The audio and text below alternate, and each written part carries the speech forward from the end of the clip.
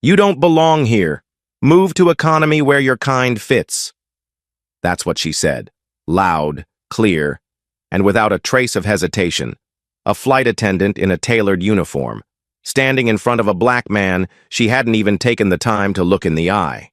That one line set off a chain of events that no one on that plane would ever forget, especially not her.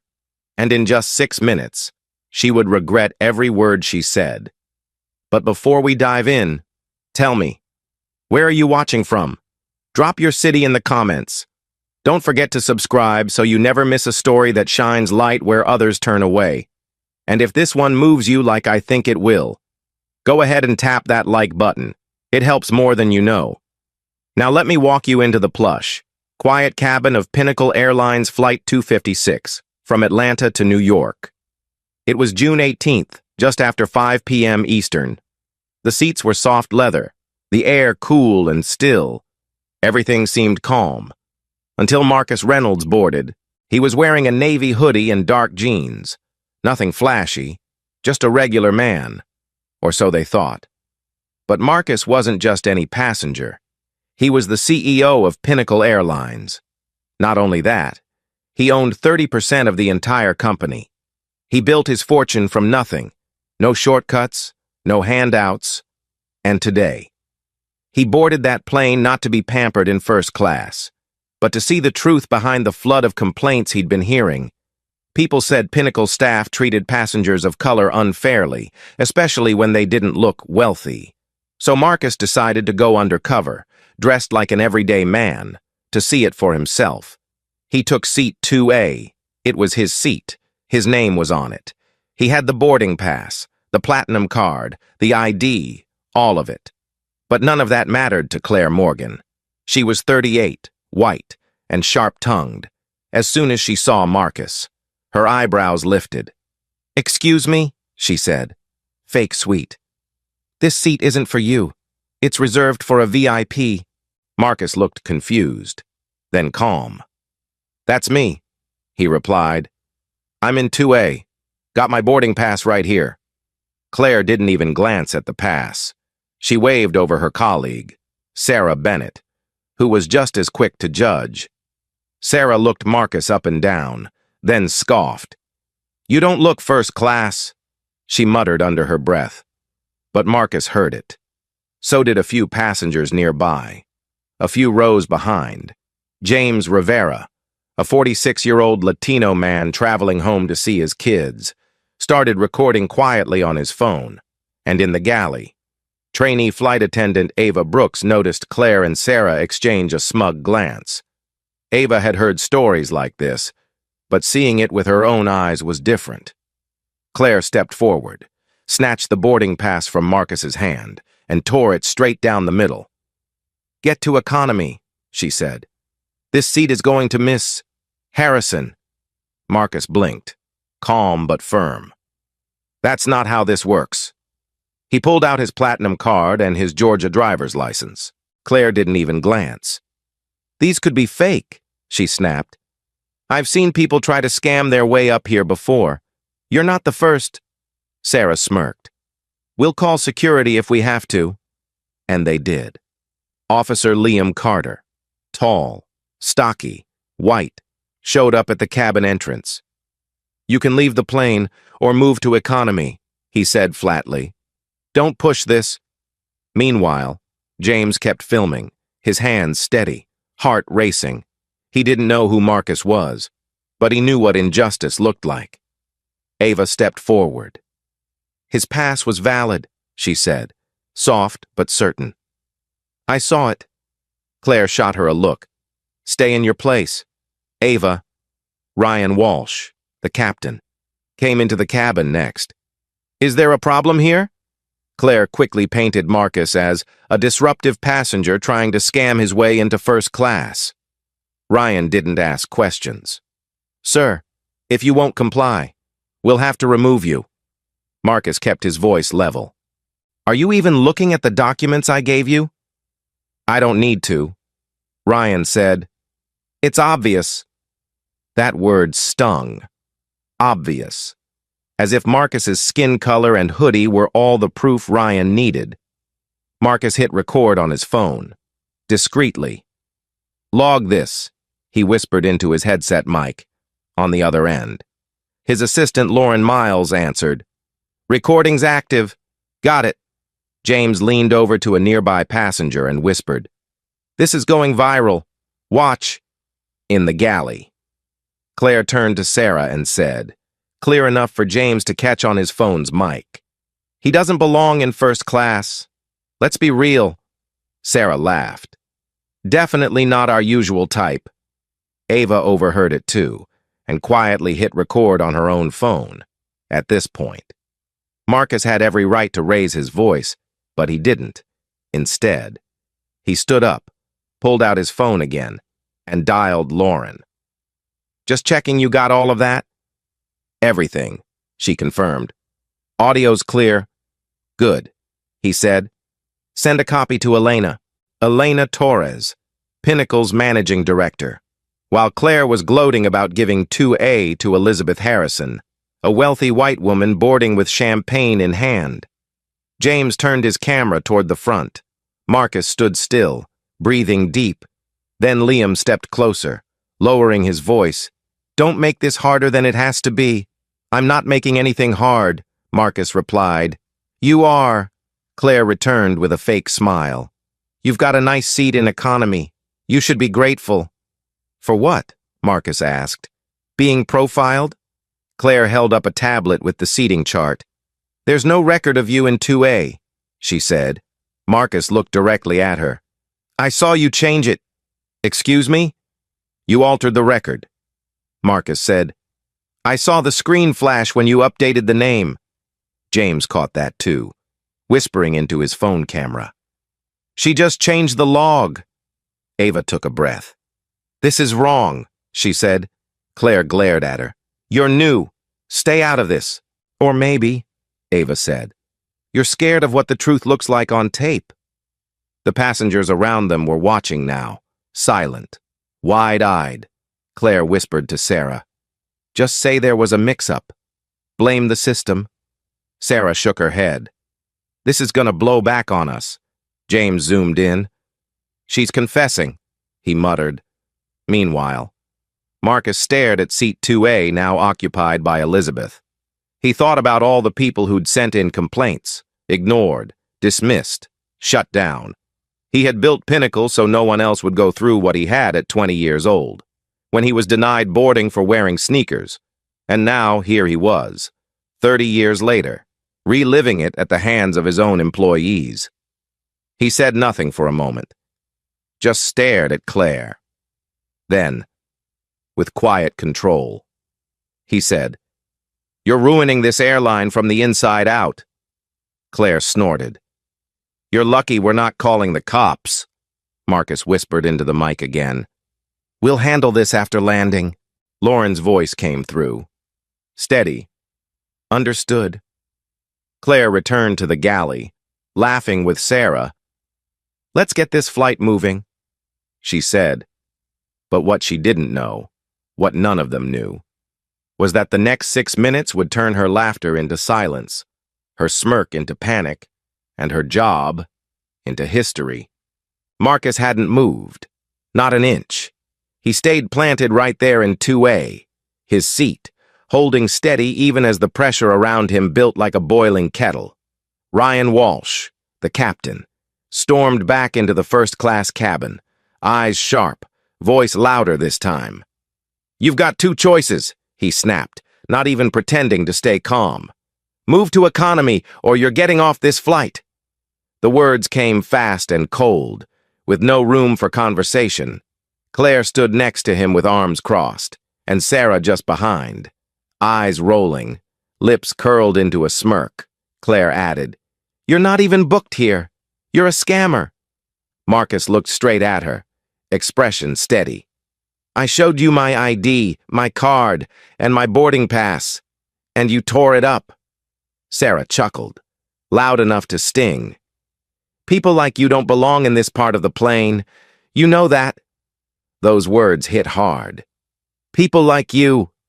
They weren't even trying to hide it anymore. And Liam Carter, the security officer, stepped closer again. arms at his side like he was ready to drag someone off that plane. "Don't make this harder than it already is," Liam warned. Ava Brooks, the trainee flight attendant, still standing by the galley, couldn't hold her tongue any longer. "His pass was valid," she said, voice shaking a little but firm enough to be heard. "I saw it. I was right there." But Ryan didn't care. He brushed her off like she wasn't even in the room. "Let the real staff handle this," he muttered, turning his focus back on Marcus. And that's when James Rivera, the Latino passenger from row 3C, caught something that made his stomach turn. Claire and Sarah had stepped back into the galley, whispering again. But they weren't whispering quietly enough. James had been filming the entire time, quietly, without saying a word. Now he zoomed in as Claire sneered. "His hoodie's probably worth more than his seat. What a joke." Sarah laughed. "Let him cry about it on TikTok or something." James's camera caught every word, every sneer, every side-eye. His finger tapped the screen and posted the video directly to X and TikTok. No caption, just raw video. By the time he glanced back at the screen 2 rows ahead, the post had already hit 100 views in the first minute. He didn't smile. This wasn't funny. But his eyes narrowed. He knew what he was doing. In the front row, Marcus stayed seated, breathing slow and deep. He spoke softly into his mic again. "Lauren, update me." His assistant answered instantly. "Recording's clean. I've started the internal incident file. Send a copy of the last 5 minutes to Elena." Marcus said. "She needs to hear how they talk." "Done," Lauren replied. "We've got backup." Ava had quietly started her own recording too, holding her phone just behind a napkin tray, catching every word Ryan and Claire had said about problem passengers and flagging behavior. The tone, the dismissal, the judgment, it was all there. And still. Claire pushed harder. "We've got policies, sir," she said, voice syrupy now, faking patience. "And one of those policies says we can reassign seats at our discretion." "That's not what it says," Marcus replied, finally raising his voice just a bit. "Not unless there's a safety or maintenance issue." "Well," Ryan interrupted, "we consider this a potential safety concern." Marcus stood up now, slowly, deliberately. "Because I'm sitting in my assigned seat with proper ID and documentation?" Ryan shrugged. "You're raising your voice, refusing to comply." Marcus didn't blink. "I'm refusing to be profiled." Ava spoke up again, her voice a little stronger. "Captain, you're ignoring a valid boarding pass. I saw him board. I scanned it." Claire spun around. "You're a trainee. You don't speak over command staff." "Then demote me," Ava said quietly. "But I'm not lying for anyone." Back in the galley, James filmed again. Claire and Sarah were now talking about how to update the digital seating log. "Just remove his name," Claire whispered. "Say it was a booking error. Nobody checks those logs anyway." Sarah hesitated. "You sure about this?" "He'll be gone in 5 minutes," Claire replied. "Just log Elizabeth Harrison for 2A instead." James caught it all. Names, voices, the tap of Claire's finger as she edited the seating chart on her tablet. At the 2-minute mark, his video was already over 500 views. No tags, no boost, just truth. In the front. Marcus was quiet again, thinking. "This is why I built Pinnacle Airlines," he told himself. "To fight this exact kind of garbage." The scene reminded him too much of 25 years ago when he'd been kicked off a plane for wearing sneakers and sweatpants. Same look from the staff, same tone. They didn't see a young man who had just earned his first paycheck. They saw someone who didn't fit. That moment had lit a fire in him, and he'd carried it all the way to the top. Now, here he was again, being told to sit at the back, just in more polished words. Lauren's voice buzzed in his ear. "Copy of the video sent to Elena. She's watching it now." Marcus nodded. Thank you. Ava stepped toward him, trembling but resolute. I believe you, she said softly. And I recorded Ryan, just in case they try to twist this. You're brave, Marcus whispered back. Don't stop now. Claire returned to the front, looking smug. Okay, we've resolved the log issue, she announced. Mr. Reynolds has been reassigned to 21C. I haven't accepted any reassignment, Marcus said. Claire waved a hand. It's done. Take your new seat, or take the next flight, Sarah added, or we'll let Liam escort you. Liam didn't speak, but he stepped forward. Looking ready to move, James finally stood up. I'm posting this, right now. Claire turned to him, furious. You can't record us. It's against policy. It's against policy to tear up a man's boarding pass and lie. James shot back. This video's live. Claire glanced down. You're bluffing. Check the internet, James replied. Or wait 5 more minutes when the media calls. The moment hung heavy. Sarah was starting to look nervous. Her eyes darted to Ava. He's serious, she whispered. And if that video goes viral? Ava stepped forward. It already is. As if on cue. James's phone buzzed with notifications. 2,000 views at the 3-minute mark. Just momentum. Marcus looked around at the other passengers. Many were watching now, silent, unsure, some nodding, some with phones already in hand. You still think I'm nobody? Marcus asked, voice low, calm. You still want to double down on this lie? Ryan stiffened. This isn't personal.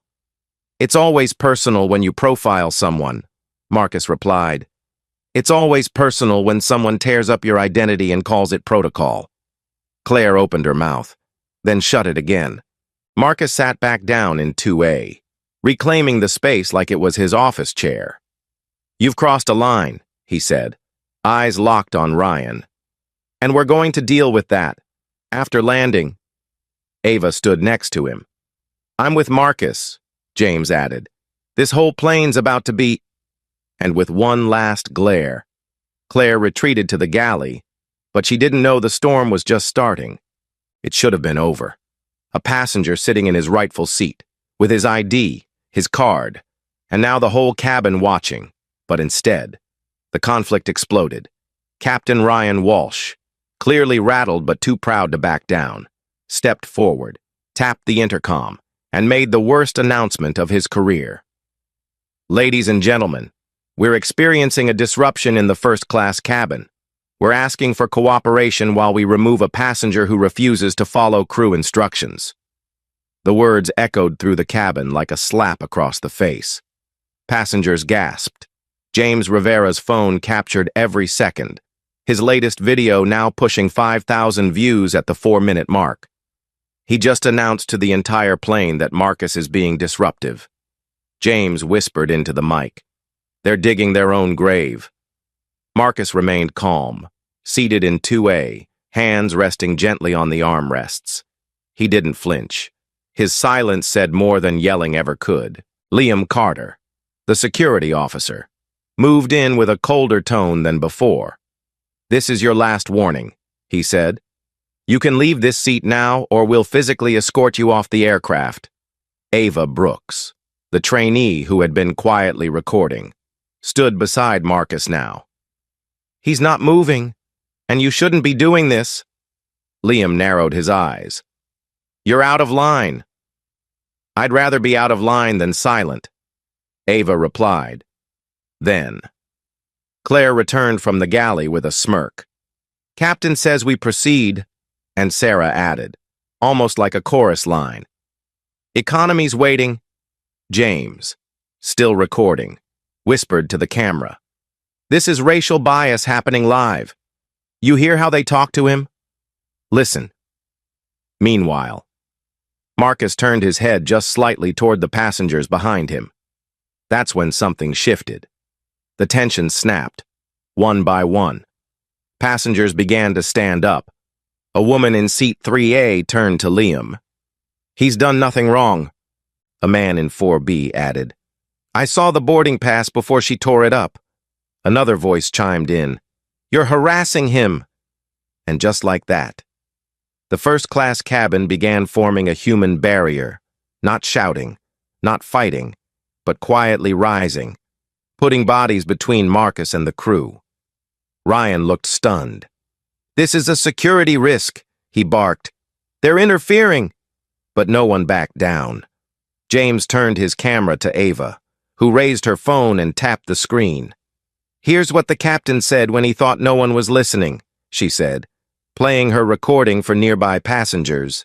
Ryan's voice, clear as day, said, He's probably just another troublemaker trying to play victim. Murmurs swept through the cabin. Someone muttered, Unbelievable. Claire's face drained of color. Sarah looked away. In the galley, she whispered, We should have shut up. Marcus stayed seated, letting the truth speak for itself. He tapped his earpiece. Lauren? I'm here, she answered. We've sent the full recording to Elena. She's watching now. Good, he replied. Tell her we'll need that meeting after landing. Then he looked up, straight at Ryan. You just told an entire plane full of people that I'm disruptive, when all I did was sit down in the seat I paid for. Ryan clenched his jaw. You refused crew instruction, because it was based on bias. Marcus said, You judged me from the moment I boarded, not because of what I did, but because of what I looked like. Claire tried to step in. We have protocols. Protocols? Ava interrupted. He followed every step. You're the ones rewriting seat logs, tearing up documents, mocking him in the galley. That's a serious accusation, Ryan muttered. Ava held up her phone. So is this recording? Sarah's voice trembled. Ryan, we need to stop. Enough, Ryan snapped, but it was too late. The passengers were no longer quiet. They weren't just standing, they were speaking. He deserves an apology. You need to back off. This is disgusting. What are you going to do now, Captain? Kick us all off? James turned the camera toward Marcus again. People need to see what standing up looks like, he said. This is how you expose bias, with truth, with recordings, and with each other. Claire leaned in toward Ryan. We're losing control of the cabin. We never had it, Ryan muttered back. Marcus leaned forward slightly, his voice calm but firm. You've got one chance to make this right before it follows you off this plane and into the media, your job records, and every search engine out there. Claire's hands shook. Sarah sat down on the jump seat, burying her face. Liam paused, clearly unsure now. He looked around at the standing passengers, the cameras, the weight of it all pressing in. Captain, he said quietly, maybe we need to think this through. Ryan said nothing. His eyes flicked to Ava, then to James, and finally back to Marcus, whose calm had never broken once. Marcus lifted his phone again. Lauren, send that file to corporate comms. Elena will want a press plan in place before we land. Already done, she said. James's phone buzzed. 1,000 views. It was spreading. The moment was snowballing. Claire and Sarah whispered about whether they could walk back the forged log. Marcus overheard. It's too late for that, he said. The truth's already out. Ava stepped forward, her voice stronger now. Passengers have filed complaints like this before. You all ignored them. You said there was no proof. Now you've got proof in surround sound.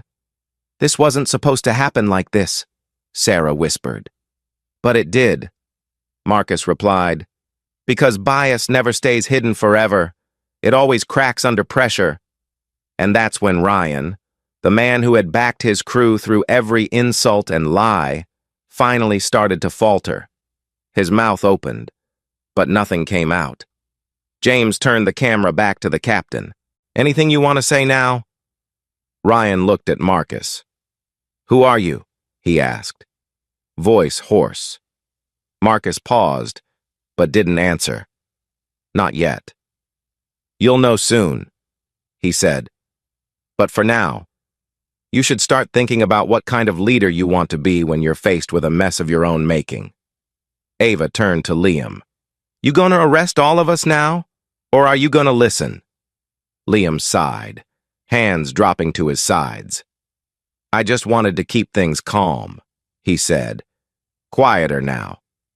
Then let calm start with truth. Marcus replied, because this flight's already part of history, the kind that people remember. James hit publish on the second video. 15,000 views. Still spreading. The first-class cabin, once tense and rigid, was now grounded in resolve. And Marcus, seated in 2A, remained exactly where he belonged, but this time, with a quiet army standing behind him. Just when it seemed the flight crew might back off, the pressure doubled down. Captain Ryan Walsh, red-faced and desperate to reassert control, returned to the front cabin with his jaw clenched and voice tight. Claire, Sarah, Liam, I want him out of that seat now, he said, nodding toward Marcus. Use whatever authority you need.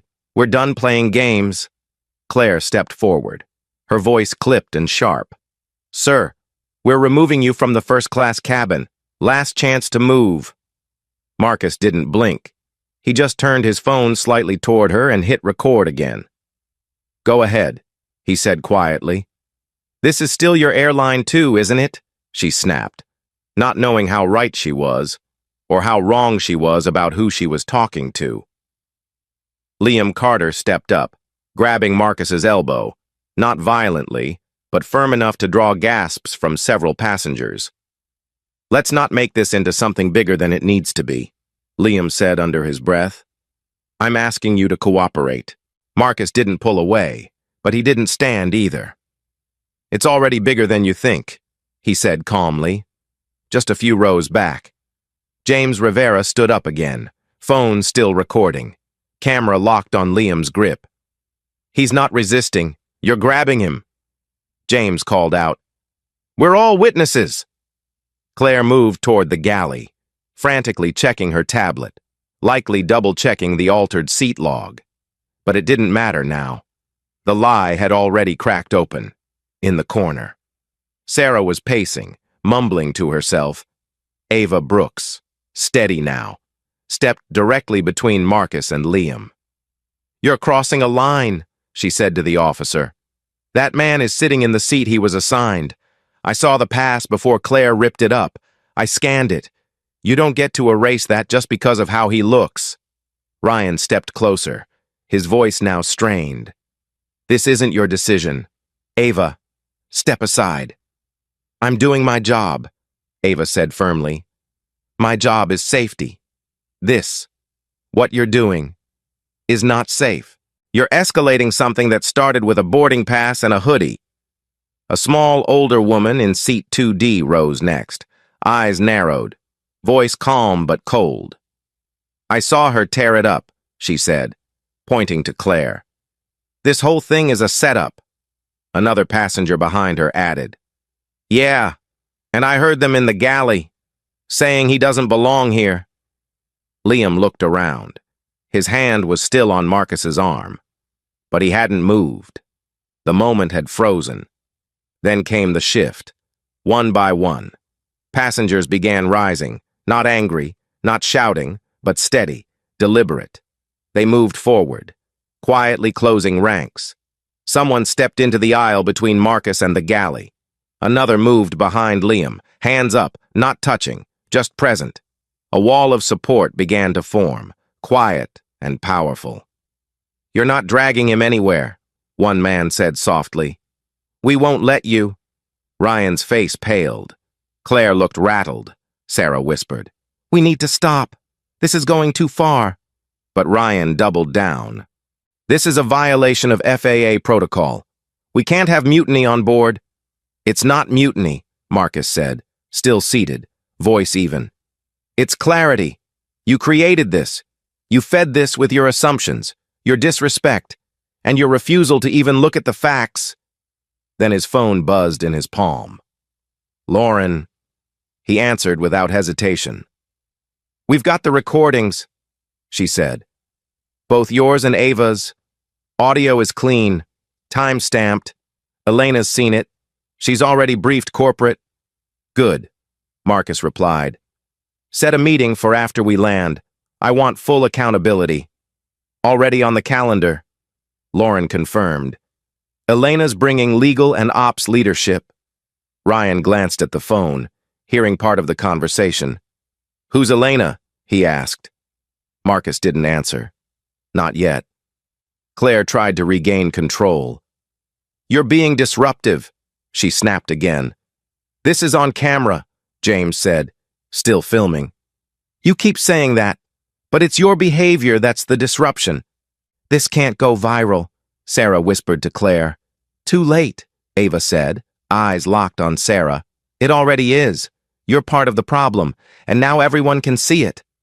Liam finally released Marcus's arm and took a step back. His shoulders sagged a little. I didn't sign up for this, he muttered. I just wanted to de-escalate. Then de-escalate, Marcus said gently. Tell your captain this passenger is seated where he belongs, and the rest of the cabin agrees. By now, James's first post had passed 1,000 views. Notifications were flooding in, screenshots, shares, reposts, and with every new ding, another passenger stood. The cabin was no longer under Ryan's command. It was under Truth's. Claire stared at her tablet again, the altered log now a damning piece of evidence. She looked up at Marcus, eyes wavering.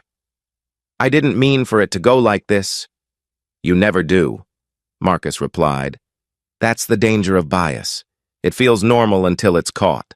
Liam, still standing in silence, finally spoke. I need to report this. The recordings. Everything. You do that, Marcus said. But make sure the report includes every lie you heard. Claire turned to Ryan. We've lost this. No, Marcus said, rising from his seat for the first time, slow and controlled, towering in presence. You lost it the moment you looked at me and decided I didn't belong. That's what this is about. The cabin was quiet now, not tense, not anymore. There was something else in the air, something stronger. Resolve. Passengers stood shoulder to shoulder. Ava was no longer a trainee in anyone's eyes. She was the only crew member they trusted. Liam stepped back toward the cockpit, radio in hand, voice low.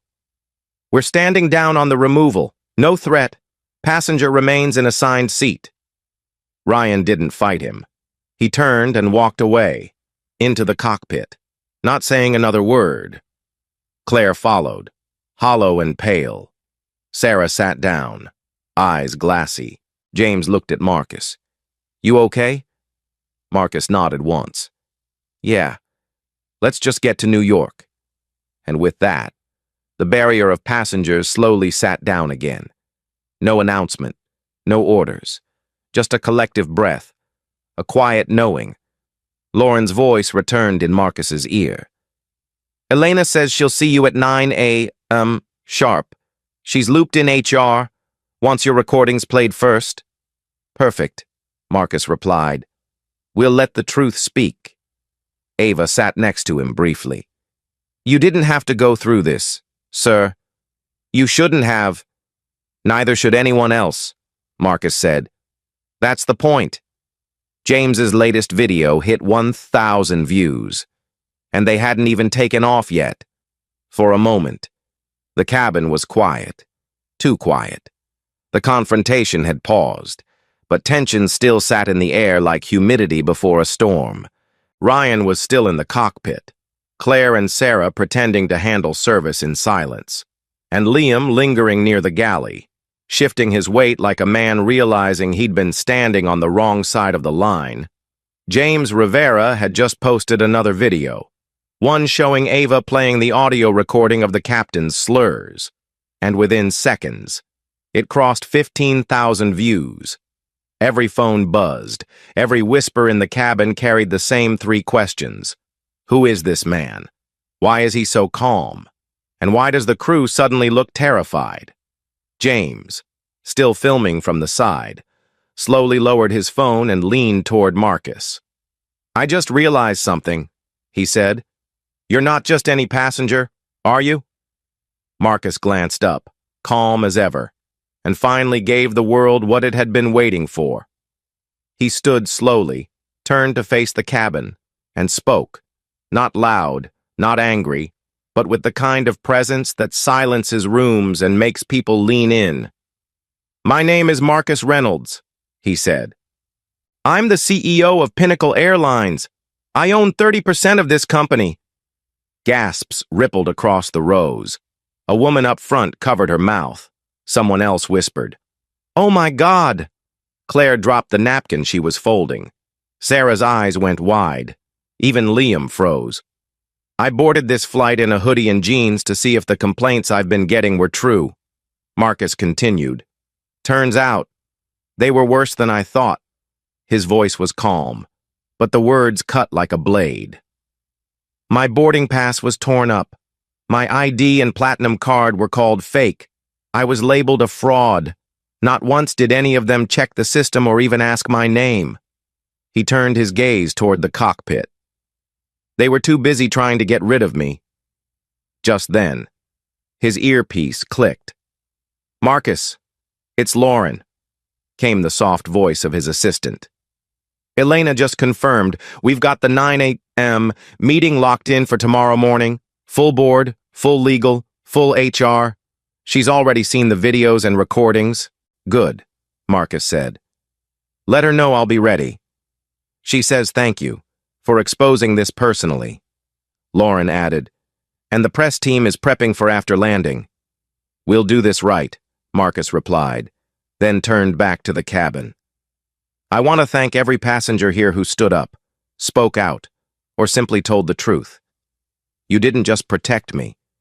You protected the values this airline claims to stand for." He turned to Ava, still standing near his side. "And I especially want to thank Ava Brooks, who didn't stay quiet. This trainee stood taller than anyone else wearing a uniform today. I plan to see that recognized." Ava's cheeks flushed. Claire muttered something under her breath and took a step back. "Tomorrow," Marcus continued, "we will hold a formal meeting at our Atlanta headquarters. There will be accountability. There will be terminations. There will be change.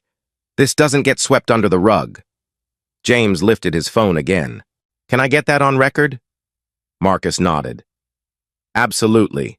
The passengers on this plane deserve transparency, and so does every customer we serve. What happened here today is not acceptable, and it will not happen again." Someone up front started clapping. Another joined in. Within seconds, a wave of applause swept through first class. Not loud, not forced, just a steady rhythm of approval and relief. Ryan finally emerged from the cockpit, eyes narrowed, face flushed. "Sir, I had no idea who you were." "You shouldn't have needed to," Marcus said without missing a beat. "Respect shouldn't be tied to a name on a shareholder list." Ryan took a step closer. "We can talk after we land." "We will," Marcus said.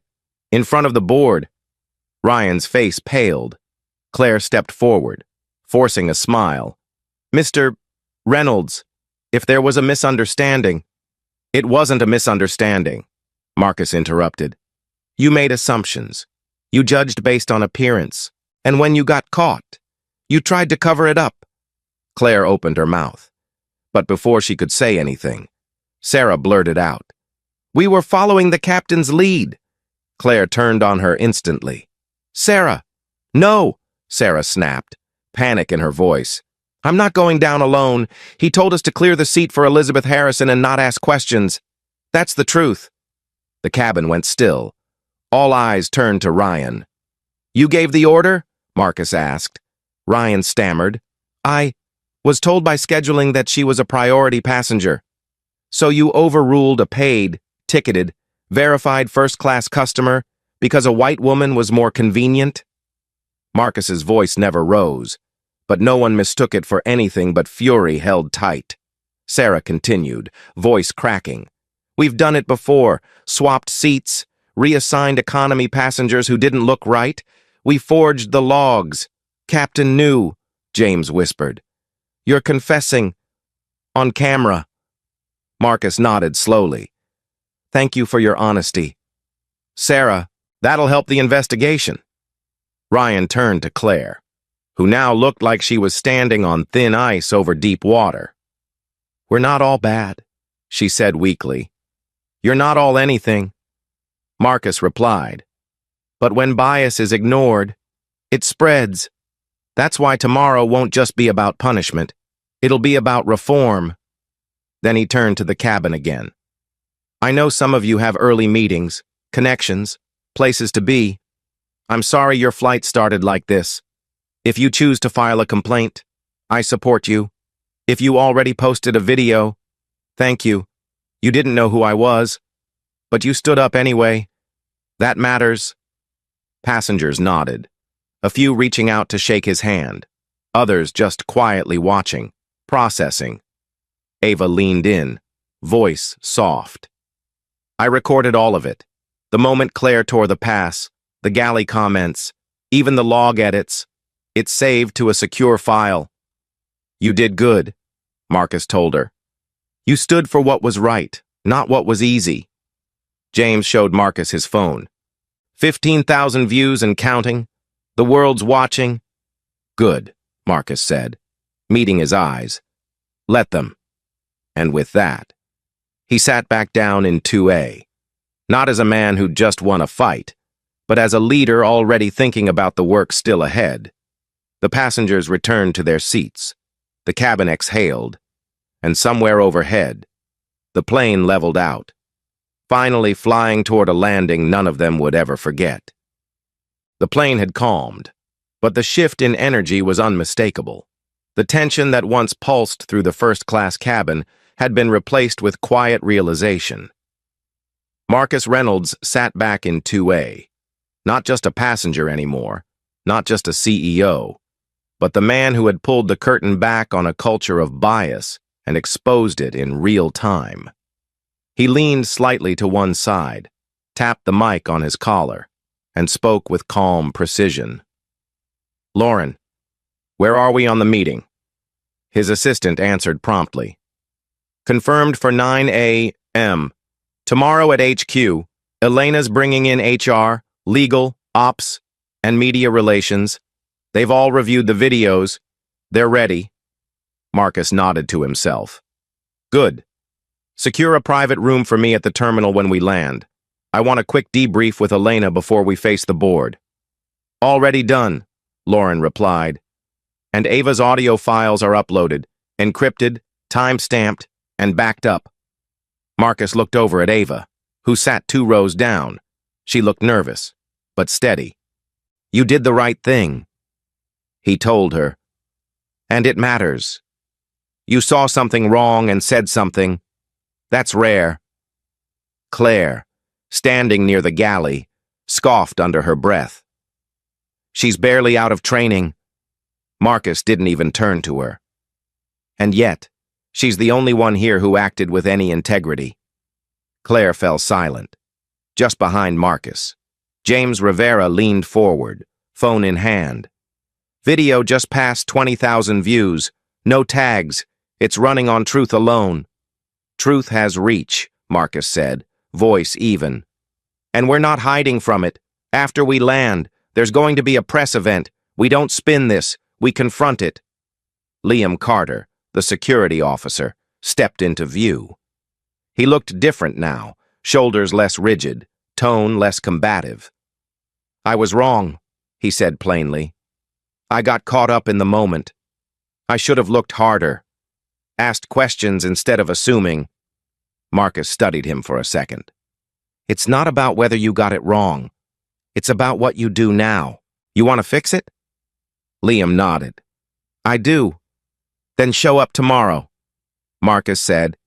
Because this meeting isn't just for firing people. It's for retraining, rebuilding. If you're willing to change, there's a seat for you.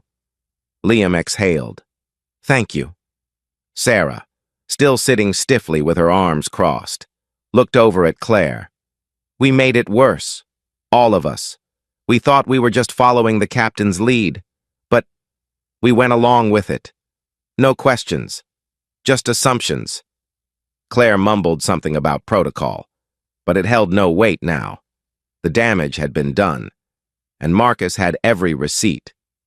Tomorrow's about more than discipline, he said. It's about honesty, about pulling every rotten policy into the light.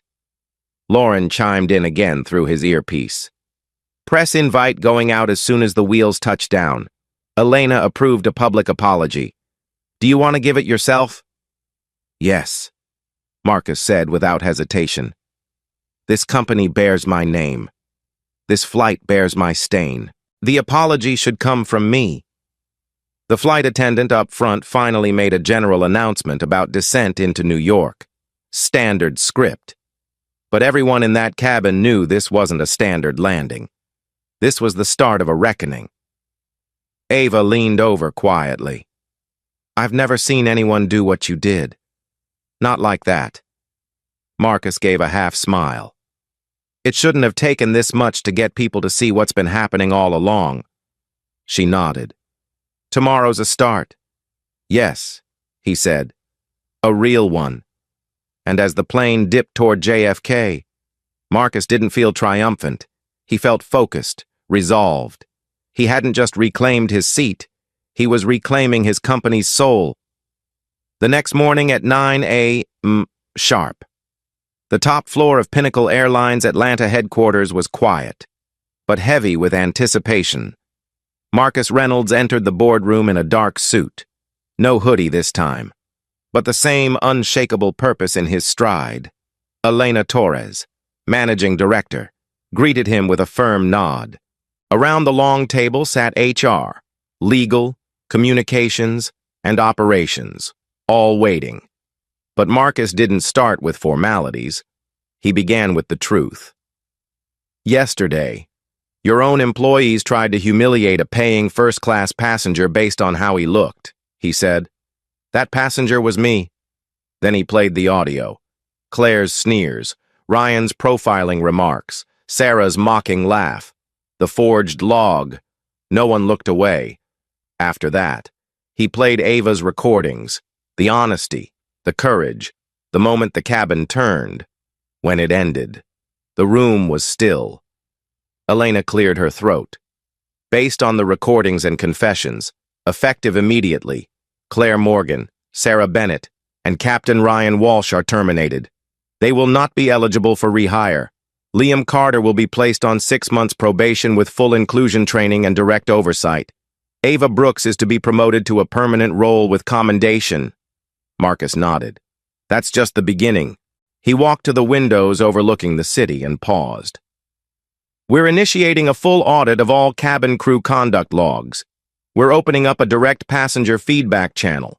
And no more hidden seat swaps based on priority passengers who just happen to fit a certain look. He turned back to the group. This isn't about one flight.